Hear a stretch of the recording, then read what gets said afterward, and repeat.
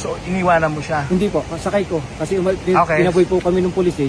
Okay. Huwag daw po magtambay dito, kaya umalis po kami.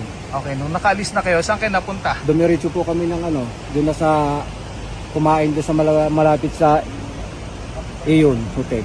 Okay. Tapos pagkatapos kumain, doon na kami sa Iyon, nag-check-in na. Okay. Bandang mga 2:30, sabi niya, babata kami papunta rito. Oo. Ayun, binaba kasi dito ng 3 o'clock.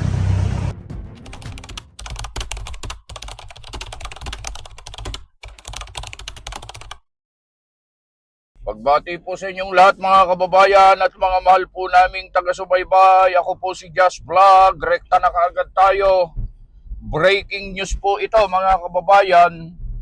Si dating DPWH Undersecretary Maria Catalina Cabral ay natagpuang patay sa Benguet mga kababayan. At grabe po itong nangyaring ito, nakakagulat dahil sa hindi mo inaasahan na ganito ang magiging kahihinatnan ni Yusek Cabral mga kababayan. Hindi natin alam kung ano talaga ang totoong nangyari, pero mayroon pong sinasabi itong kanyang driver na kasama niya bago siya pumanaw.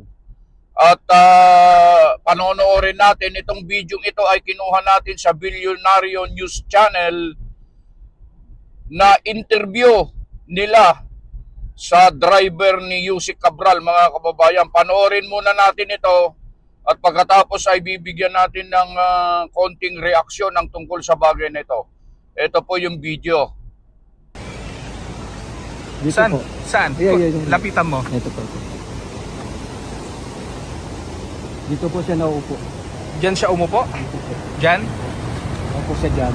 Oo. Tapos tatayo. Kaya lang, parang dumidikit siya ron. Na baka sabi ko, baka mahulog. Oo. Ma-off balance. Kaya sabi ko, huwag ka dyan ma'am, baka ma-off balance ka. Oo. Eh, 3 beses po siya sinaway. Oo. Kaya lang, ganun pa rin. Pero nung bandang huli, nung inano kami ng pulis, hindi na. Kasi tumaboy na akong papunta ron. So, iniwanan mo siya? Hindi po, sakay ko. Kasi Okay. tinaboy po kami ng pulis eh. Okay. Huwag daw po magtambay dito, kaya umalis po kami. Okay, nung nakaalis na kayo, saan kayo napunta? Dumiretso po kami ng doon na sa kumain doon sa malapit sa Iyon Hotel. Okay. Tapos pagkatapos kumain, doon na kami sa Iyon, nag-check-in na. Okay. Bandang mga 2:30, sabi niya, babata kami papunta rito. Oo. Ayun, binaba kasi dito ng 3 o'clock. Pagbaba, sinilip ko pa, nakaupo siya dito. Okay. Umalis ako, punta ako doon. Sabi ko, balikan mo na lang ako. Yung pagbalik ko siguro, sabi ko, hindi naman umalis, 1 hour. Pagbalik ko po dito, hinahanap ko. Tumigil ako dito, sinilip ko po dyan sumilip ako eh. Natatakot naman po ako, baka mahulog ako. Umalis ako, nagtanong ako doon ng may nakatambay na si Manong. Tinanong ko kung may dumang babae, wala naman daw po. Kaya bumalik uli ako rito. Sinilip ko uli. Pero wala po akong nakita sa bubang hindi ko po nakita. Ayun, bumalik na uli ako ng hotel. Tatanungin ko sa hotel kung pumunta. Anong oras yun? Ano na po yun? Pasado alas 5 na. Okay. Eh pagdating ko doon, wala pa daw po. Eh di bumalik uli ako papunta rito. Sinuyod ko uli papunta rito. Tinignan ko uli ito. Kasi sa baka ako nagtambay-tambay ng wala po. Doon na po nagpunta na ako sa pulis para magpatulo kasi wala po akong flashlight eh, para makita yung baba. Ayun na po, yung pagsilip dito galit namin, na-flashlight niya na doon may tao na doon sa baba. Yun po, napanood natin yung salaysay noong driver ni former secretary o former undersecretary Cabral. At ayon sa kanya,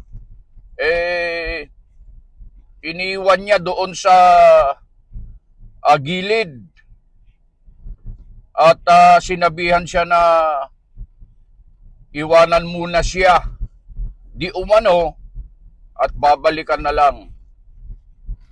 Mga kababayan, hindi natin alam ang tunay na nangyari sa pagkakataong ito. At hindi rin natin masasabi na yung sinasabi nitong driver niya ay ganun nga po ang totoong nangyari. Ang atin lang dito, mga kababayan, kung napapansin ninyo, at kung maaalala ninyo ang mga nakaraan, si former Yusek Cabral po, maraming alam po yan tungkol po dito sa flood control scandal na nangyayari sa ating bansa, mga kababayan. Isa po siya sa mga susi na maaaring makapagturo kung sino-sino po ang dapat na managot at mapanagot sa malaking nakawan sa kaba ng bayan, mga kababayan. Hindi natin alam kasi ngayon po, pinare-recover ng Office of the Ombudsman lahat ng electronic gadgets, cellphones, device ni former Yusek Cabral, mga kababayan. Para nang sa ganon, siguro ang layunin nila ay makuha ang mga mahalagang impormasyon. Pero mga kababayan, maging mapanuri tayo tungkol sa bagay na ito, mga kababayan, dahil sa masasabi natin na kung totoo yung kwento nitong driver niya, mga kababayan, na parang nangyayari kasi dito, parang nakikita po kasi natin dito, mga kababayan, sa pangyayaring ito, parang nagpakamatay. Parang ganun po.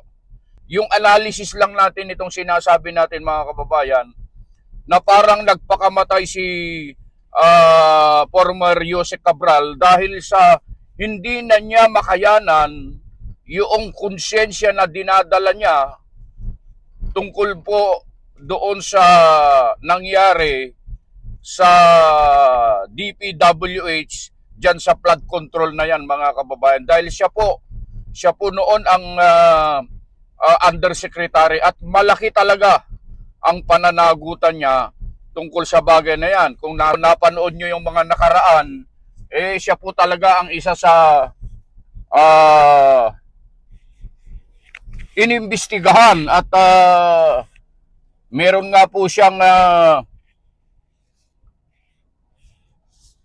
text pa dati kay Senate President Tito Soto na tungkol po dyan sa insertion, mga kababayan. Marami ang pwedeng maging dahilan yan. Pero ang nakikita natin sa mga sandaling ito, o ang nakikita natin sa ngayon, parang mas pinili po niya na mag-suicide. Parang ganito Pero hindi natin alam dahil sa ongoing pa po ang investigasyon.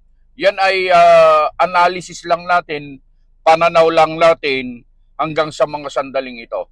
Mga kababayan, ito po ang nagpapakita na may malaking kinalaman talaga si Undersecretary Yusek Cabral sa mga nangyari nitong nakaraan dahil sa